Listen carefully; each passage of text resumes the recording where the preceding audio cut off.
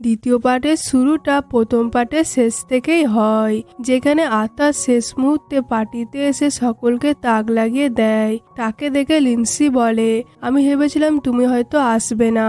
সে বলে, ঠিক আছে, এখন তাড়াতাড়ি বাড়ি চলো, কারণ গাড়ি এবং জামা কাপড় মাত্র 1 ঘন্টার জন্য ভাড়া করে এনেছি।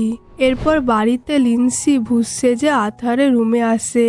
আথার তো তাকে ভূত ভেবে ভয় পেয়ে যায়। তখন লিন্সি রুমে লাইট জ্বালিয়ে বলে, আমি শুনেছি যে হঠাৎ করে ভয় পেয়ে যাওয়া মানুষদের তাড়াতাড়ি স্মৃতিশক্তি ফিরে আসে, তাই তোমার কি কিছু মনে পড়লো? প্রথমে আথার বলে না, তারপর সে নাটক করে বলে, তুমি কে আর আমিই বা কে, আর এটাই বা কোথায়? এইসব শুনে লিন্সি তার মাকে চিল্লিয়ে বলে, মা, এ তো ভূতের ভয় পেয়ে আমাকেই ভুলে গেছে। এটা বলে সে রুম থেকে চলে গেলে আথার তাড়াতাড়ি উঠে গেটটা লাগিয়ে দিয়ে মনে মনে বলে, এ তো আমাকে ভয় পাইয়ে দিয়েছিল। পরের দিন সকালে লিন্সি আথারকে সুটবুট পরিয়ে বলে, তোমার কি কিছু মনে পড়লো? আথার বলে, এটাও তো হতে পারে যে আমি হানবো না, অনেকটা ওর মতন দেখতে। তখন লিন্সি বলে, তুমি যদি সত্যি হানবো না হও তাহলে তো আমার বড় লস হয়ে যাবে। এই কথা শুনে আথার বলে, কি লস হবে? তখন আমরা ফ্ল্যাশব্যাকের সিন দেখি, যেখানে হানমোকে খুঁজতে সেই ছেলেদের মধ্যে একটি ছেলে লিন্সির দোকানে আসে আর ওকে অনেকগুলো টাকা দিয়ে বলে 3 দিনের মধ্যে হানমোকে বাড়িতে দিয়ে আসতে। লিন্সি তো অনেকগুলো টাকা দেখে বেজায় খুশি হয় আর বলে, ঠিক আছে। বর্তমানে লিন্সি কতটা ঘুরিয়ে দিয়ে বলে, দেখো, সত্যি তুমি যদি হানমো হও তাহলে তো আমি তোমার প্রাণ রক্ষা করার জন্য পুরস্কার পেতাম, এই আর কি। এরপর লিন্সির দোকানে একটি কাপেল আসে এবং লিন্সিকে অনেক কথা শোনাতে থাকে যে তোমার দোকানে জিনিস খাওয়ার কারণে আমার হাজবেন্ড এখন অসুস্থ। তুমি কি বেশি টাকা উপার্জন করার জন্য দোকানে ডেট ফেল জিনিস বিক্রি করছো?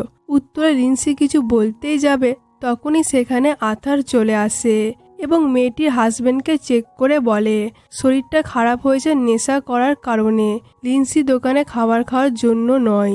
এই কথা শুনে মেয়েটি লিন্সিকে সরি বলে তার মাতাল হাজবেন্ডকে নিয়ে সেখান থেকে চলে যায়। তখন লিন্সি বলে, তুমি আমাকে এতটা বিশ্বাস করো? আথার বলে, আমার স্মৃতিশক্তি হারিয়ে যাওয়ার পর তুমি আমার কাছে সেরা। এবার বলো, আমি তোমাকে বিশ্বাস করব না তো আর কাকে বিশ্বাস করব? কথাটা শুনে তো লিন্সি মনে মনে ভাবে, এ তো অনেক ভালো, আর আমি কিছু টাকার জন্য তাকে ওদের হাতে তুলে দিচ্ছি। দুপুরবেলায় লিন্সি আথারের জন্য কিছু খাবার নিয়ে বাড়িতে আসে, কিন্তু সে অনেক ডাকার পরও আথারের সাড়া পায় না।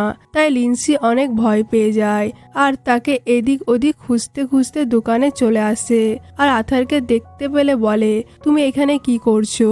তোমার তো এখন বাড়িতে থাকার কথা। উত্তরে সে বলে, আসলে তোমার মায়ের কিছু কাজ থাকার কারণে তোমার মা আমাকে দোকানে পাঠিয়েছে। সে বলে, যাই হোক, তোমাকে তো একবার আমাকে বলা উচিত ছিল। তখন আথার তার জ্যাকেটটা খুলে লিন্সির গায়ে দিয়ে বলে, সরি, কিন্তু তুমি তো দেখছি আমাকে খুঁজতে গিয়ে তাড়াহুড়োতে জ্যাকেট আনতে ভুলে গেছো। এর মানে তুমি কি ভয় পাচ্ছ যে আমার যদি স্মৃতি ফিরে আসে তাহলে আমি তোমাকে ছেড়ে চলে যাব? লিন্সি বলে, এটা তোমার ভুল ধারণা, তাই নিজেকে ওই হানমোর সাথে তুলনা করা বন্ধ করো। তখন আথার বলে, ধরো, যদি আমি সত্যি হানমো হই তাহলে কি তুমি আমাকে ছেড়ে কোথাও যাবে না? লিন্সি বলে, তুমি হানমো হও বা অন্য কেউ, তোমাকে যেতে হলে আমার পারমিশন নিয়ে যেতে হবে। আথার লিন্সি কথাগুলো শুনে ভাবে, আমি যদি সত্যি হানমো হয় তাহলে আমি চাইবো আমার স্মৃতিশক্তি যেন ফিরে না আসে, কারণ আমি লিন্সির সঙ্গে সারাটা জীবন থাকতে চাই। তাকে অন্যমনস্ক দেখে লিন্সি বলে, কি হলো, তুমি তাড়াতাড়ি বাড়িতে গিয়ে খাবার খেয়ে নাও। সে স্মাইল করে বলে, হ্যাঁ। পরের দিন লিন্সির মা লিন্সির জন্য ব্লাইন্ড ডেট অ্যারেঞ্জ করে, তাই সে না চাইতেও ব্লাইন্ড ডেটে আসে এবং সঙ্গে করে আথারকেও নিয়ে আসে। লিন্সি এরই মধ্যে 8 জনের সঙ্গে দেখা করেছে, কিন্তু তার একটাকেও পছন্দ না হওয়ার কারণে সে আথারের হেল্প নিয়ে তাদের সবাইকে তাড়িয়েছে। এরপর সেখানে চ্যাং নামে একটি ছেলে আসে, যাকে লিন্সির বেশ পছন্দ হয়, কিন্তু আথার প্ল্যান অনুযায়ী লিন্সির কাছে এসে বলে, আমার পা ভেঙে গেছে বলে তুমি আমাকে ছেড়ে দিচ্ছ? তুমি কিভাবে এতটা হার্টলেস হতে পারো? লিন্সি তাকে ইশারা করে চুপ করতে বলে, কিন্তু আথার অ্যাক্টিং করতেই থাকে। এসব দেখে চ্যাং সেখান থেকে চলে গেলে আথার বলে, কেমন লাগলো আমার অ্যাক্টিং? এই কথা শুনে লিন্সি তার দিকে রেগে তাকিয়ে থাকে। এরপর লিন্সি আথারকে সঙ্গে নিয়ে আবারও চ্যাংয়ের সাথে দেখা করে বলে, এ হচ্ছে আমার ভাই। কালকে আমাদের মধ্যে ফাইট হওয়ার কারণে সে আমার সাথে মজা করছিল। তো এখানেও আথার অ্যাক্টিং করে বলে, বোন কালকে ঘটনার জন্য সরি। তখন চ্যাং বলে, না না ঠিক আছে, কোনো ব্যাপার না, আমি ব্লাইন্ড ডেটে আসতে রাজি। কথাটা শুনে লিন্সি তো বেশ খুশি হয়। যেহেতু চ্যাংয়েরও লিন্সিকে পছন্দ হয়েছে, তাই সে এই খুশিতে তাদেরকে খাবার আর ড্রিঙ্ক অফার করলে লিন্সি বলে, আসলে আমি বেশি বাইরে খাবার খাই না, তার উপর আবার ড্রিঙ্ক, কিন্তু তুমি যখন বললে তখন তো খেতেই হবে। এটা বলে সে খাবার খাওয়ার সাথে সাথে অনেক বেশি ড্রিঙ্ক করে নেয়, যার ফলে আথার তাকে পিঠে করে বাড়িতে নিয়ে আসে।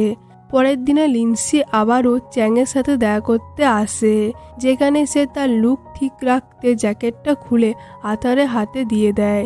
এটা দেখে আথার বলে, তুমি কি পাগল হয়ে গেছো? তোমার তো ঠান্ডা লেগে যাবে। কিন্তু লিন্সি তার কথায় কান না দিয়ে দেখে চ্যাং আসছে, তাই সে আথারকে সরে যেতে বলে। এরপর সেখানে চ্যাং আসলে লিন্সির আউটফিট দেখে প্রশংসা করে। এতে তো লিন্সি খুব বেশি খুশি হয় এবং আথারকে একা রেখে তারা দুজনে লাঞ্চ করতে চলে যায়। বেচারি আথার বাইরে একাই দাঁড়িয়ে দেখছিল আর ভাবছিল লিন্সি যেন জ্বরে না পড়ে যায়। আর সেটাই হয়, আমরা লিন্সিকে জ্বর অবস্থায় দেখি। আথার তার অনেক কেয়ার করে। লিন্সি এই অবস্থায় চ্যাংয়ের সাথে দেখা করতে যায় বলে উঠতেই যাবে, তখন আথার তাকে আটকাতে গিয়ে পা পিছলে লিন্সির উপর পড়ে যায় এবং কিছুক্ষণ দুজন দুজনকে দেখতে থাকে। আথার তাড়াতাড়ি উঠে পড়ে আর লিন্সিকে রেস্ট নিতে বলে সে খাবার বানাতে চলে যায়। লিন্সি ভাবে, এ কত আমার কেয়ার করে, সত্যি যদি ও আমার বয়ফ্রেন্ড হতো তাহলে কত নাই ভালো হতো। বিকেলে লিন্সির বাড়িতে চ্যাং আসে। তাকে দেখে লিন্সি তো অবাক হয় এবং বলে, তুমি এখানে? সে বলে, আসলে তোমার ভাই বলল তুমি নাকি খুব অসুস্থ, তাছাড়া ও তোমার ভাই না, তোমাকে সে পছন্দ করে, তাই না? এটা শুনে লিন্সি তো অনেক কনফিউজ হয়ে যায় এবং ভাবে সে কেন আমাকে পছন্দ করবে। তখন চ্যাং লিন্সিকে সব খুলে বলে যে আথার আমার অফিসে এসেছিল আর আমাকে বারবার রিকোয়েস্ট করছিল যাতে আমি একবার তোমাকে দেখতে আসি, আর তার বিহেভিয়ার দেখে মনে হচ্ছিল সে তোমাকে অনেক ভালোবাসে। তাই তুমি এবার ডিসাইড করো, তুমি আমার সাথে থাকতে চাও নাকি আথারের সাথে। বাট লিন্সিকে কিছু বলতে না দেখে চ্যাং লিন্সি লাইফ থেকে চলে যায় আর আথার বাইরে দাঁড়িয়ে দাঁড়িয়ে সব শুনে। পরের দিন সকালে লিন্সি ওয়াশরুমে এসে আথারকে চেঞ্জ করতে দেখে বাইরে চলে আসে আর ভাবে, একটি স্মৃতিশক্তি হারানো ছেলেকে বাড়িতে থাকতে দিলাম, এখন আমি জানতে পেরেছি সে আমাকে পছন্দ করে, এবার কি হবে। যাই হোক, সকালে সবকিছু ঠিকঠাকই চলছিল। হঠাৎ বিকেলবেলায় লিন্সি তার জন্মদিন উপলক্ষে অনেক এক্সপেন্সিভ গিফট নিয়ে বাড়িতে আসে। আথারও লিন্সি জন্মদিন উপলক্ষে কিছু খাবার আর গিফট রেডি করে রাখে, কিন্তু সে লিন্সির কাছে অনেক দামি দামি গিফট দেখে আথার তার গিফটে লুকিয়ে নেয় এবং বলে, আমি তোমার জন্য নুডলস রান্না করেছি, তাই তুমি একটু টেস্ট করে দেখো কেমন হয়েছে। লিন্সি কিছু বলার আগেই তার কাছে একজনের ফোন আসে। সে লিন্সিকে দেখা করতে বলে, তাই লিন্সি যাওয়ার আগে আথারকে বলে, তুমি পাগল নাকি, জন্মদিনে কেউ নুডলস খায়? এটা বলে সে চলে যায় আর আথার তার এই ব্যবহারে খুব কষ্ট পায়, কিন্তু তবুও সে লিন্সির জন্য বাড়ির বাইরে দাঁড়িয়ে ওয়েট করে। বিকেল গড়িয়ে রাত হয়ে যাওয়ার পর লিন্সি একটি ছেলের সাথে ড্রাঙ্ক অবস্থায় বাড়ি ফেরে। ছেলেটি আথারকে দেখে বলে, একে? উত্তর লিন্সি বলে, ও আথার, ওর সাথে আমার কোনো সম্পর্ক নেই, কিন্তু তবুও সে আমার পিছনে পড়ে আছে, কিছুতেই যাচ্ছে না। এইসব কথা শুনে আথার অনেক কষ্ট পায় এবং বাড়িতে এসে তার জিনিসপত্র নিয়ে লিন্সিকে বলে, থ্যাঙ্কস এতদিন আমার খেয়াল রাখার জন্য। এটা বলে সে বাড়ি ছেড়ে চলে যায়, কিন্তু লিন্সি তাকে আটকায় না। আর আমরা ফ্ল্যাশব্যাক থেকে জানতে পারি যে লিন্সির বাবা এক বড় গ্যাংস্টারের কাছ থেকে টাকা ধার নিয়েছিল, কিন্তু টাকা ফেরত না দেওয়ার কারণে তারা লিন্সি লিন্সির মাকে শাসিয়ে গেছে যে 2 দিনের মধ্যে টাকা না দিলে তোমাদেরকে ডেকে নেব। আর এইসব লিন্সি জানতে পারলে সে বুঝতে পারে জল অনেক দূর গড়াবে, তাই সে আথারকে বিপদে ফেলতে না চেয়ে তার সাথে এমন ব্যবহার করে যাতে আথার তার থেকে দূরে চলে যায়। আর সেটাই হয়। বর্তমানে আথার চলে গেলে লিন্সি তার আনা গিফটটা দেখে অনেক কষ্ট পায় এবং বারবার তাকে সরি বলতে থাকে। এভাবে 2 দিন কেটে যায়, কিন্তু লিন্সি একটা টাকাও অ্যারেঞ্জ করতে পারে না। সেদিন রাতে লিন্সি একাই দোকান বন্ধ করে বাড়ি ফিরছিল।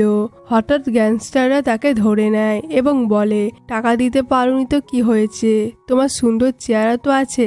এটা বলে তারা লিন্সির সাথে খারাপ আচরণ করতেই যাবে, তখনই সেখানে আথার চলে আসে আর লিন্সিকে নিয়ে দৌড়তে থাকে এবং একটি সেফ জায়গায় নিয়ে এসে বলে, তুমি এখানেই থাকো, বাইরে আসবে না। এটা বলে সে গ্যাংস্টারের সঙ্গে ফাইট করতে থাকে। এক পর্যায়ে গ্যাংস্টারদের মধ্যে একটি ছেলে পিছন থেকে আথারের মাথায় মেরে দেয়, যার ফলে আথার মাটিতে পড়ে যায়। আর গ্যাংস্টাররা ভাবে হয়তো সে মরে গেছে, তাই তারা ভয়ে পালিয়ে যায়। এইসব দেখে লিন্সি আথারের কাছে ছুটে এসে কাঁদতে থাকে আর বলে, আমি তোমাকে অনেক কষ্ট দিয়েছি। সে বলে, তুমি একদম চিন্তা করো না, আমি ঠিক আছি। তো লিন্সি ফাইনালি আথারকে প্রপোজ করে দেয় আর আথারও তাকে সেম টু ইউ বলে অজ্ঞান হয়ে যায়। এটা দেখে লিন্সি তো অনেক কাঁদতে থাকে। পরের সিনে আমরা লিন্সিকে একটি ঘরে দেখতে পাই। সে ওইখানকার মেয়েটকে জিজ্ঞাসা করে, আমার সাথে যে ছেলেটা ছিল সে কোথায়? মেয়েট বলে, ও পাশের রুমে আছে। এটা শুনে লিন্সি দৌড়ে আথারের কাছে আসে এবং তাকে জড়িয়ে ধরে বলে, তুমি ঠিক আছো? কিন্তু আথার তাকে ধাক্কা মেরে বলে, তুমি কে? লিন্সি কিছু বলতেই যাবে, তখন সেখানে অ্যাসিস্ট্যান্ট এসে বলে, প্রেসিডেন্ট আপনি উঠে গেছেন। প্রেসিডেন্ট কথাটা শুনে লিন্সি তো অবাক হয়ে যায়। আথারের স্মৃতি তো ফিরে আসে, কিন্তু সে লিন্সির সাথে কাটানো সমস্ত মুহূর্তগুলো ভুলে যায়। যাই হোক, আথারে যখন স্মৃতি ফিরে এসেছে, তাই আমরা ওকে আথার নয়, এখন থেকে হানমো বলে ডাকবো। লিন্সি ভাবে সে হয়তো নাটক করছে, তাই সে হানমোর সাথে দেখা করতে তার অফিসে আসে এবং তাকে আথার বলে ডাকতে গার্ড বলে, এই মেয়ে, তুমি এখানে কি করছো? আমি তোমাকে বলেছি না যে আমাদের প্রেসিডেন্ট তোমাকে চেনে না, তাই তুমি এখন এখান থেকে চলে যাও। এদিকে লিন্সিকে দেখে হানমো তার অ্যাসিস্ট্যান্টকে বলে, ভবিষ্যতে যেন এই ধরনের মেয়েদের ভিতরে ঢুকতে না দেওয়া হয়। অ্যাসিস্ট্যান্ট বলে, ওকে বস। এরপর হানমো বাড়িতে এসে ডিনার করতে বসে। খাবারের টেস্ট অন্যরকম লাগায় সে মেয়েটকে ডাকে, কিন্তু তার বদলে সেখানে লিন্সি আসে এবং বলে, রান্নার মেয়েট ছুটি নিয়েছে, তার বদলে আমি দায়িত্ব নিয়েছি। তাকে দেখে হানমো বলে, তুমি এখানেও চলে এসেছো? লিন্সি বলে, হ্যাঁ, আর এখন এখানে কেউ নেই, তাই তুমি নাটক করা বন্ধ করো। হানমো বলে, তুমি কি বিষয়ে কথা বলছো আমি কিছুই বুঝতে পারছি না। তখন লিন্সি প্রমাণ হিসাবে তাকে তাদের একসাথে তোলা ফটো দেখায়। ফটোটা দেখে হানমো বলে, এটা তো ফেকও হতে পারে। সে বলে, তোমার কোমরে একটি তিল আছে, তাই না? এটা শুনে হানমো অবাক হয় এবং লিন্সিকে সেখান থেকে তাড়ানোর জন্য পেটে লাগার বাহানা করে আর লিন্সিকে দোকান থেকে ওষুধ আনার জন্য বলে।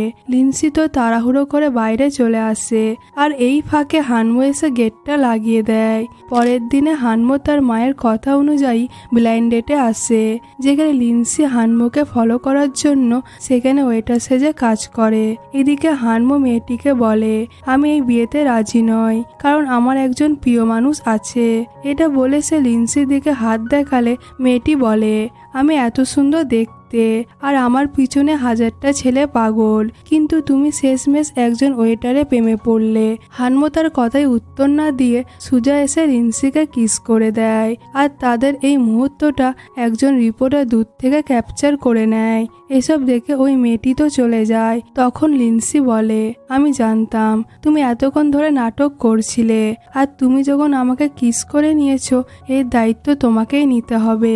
কিন্তু হানমোকে তার ক্রেডিট কার্ড দিয়ে বলে, তোমার যত টাকা দরকার তুমি এখান থেকে নিতে পারো।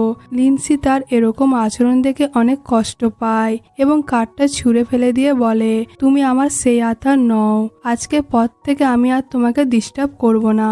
এটা বলে লিন্সি লিন্সি সেখান থেকে চলে যায়। পরের দিনে তাদের কিস করা ফটোটা নিউজ পেপারে ছেপে যায়। এটা দেখে হানমো তার অ্যাসিস্ট্যান্টকে বলে, এখন এই ফটোগুলো পেপার থেকে সরানোর ব্যবস্থা করো। অ্যাসিস্ট্যান্ট বলে, বস এটা সম্ভব নয়, আপনাকে এই সম্পর্ক স্বীকার করতেই হবে, না হলে আমাদের কোম্পানির সুনাম নষ্ট হবে। তাই আমার কাছে একটা প্ল্যান আছে, আপনি ওর সাথে 3 মাসের জন্য একটি চুক্তি সম্পর্ক রাখুন, সবকিছু ঠিক হয়ে গেলে ব্রেকআপ করে নেবেন। হানমো না বলতেই যাচ্ছিল, তখনই সেখানে গার্ড লিন্সিকে ধরে নিয়ে আসে। লিন্সি বলে, এই চুক্তিতে প্রেসিডেন্ট রাজি হবে না, কিন্তু হানমো বলে, এই চুক্তিতে আমি রাজি।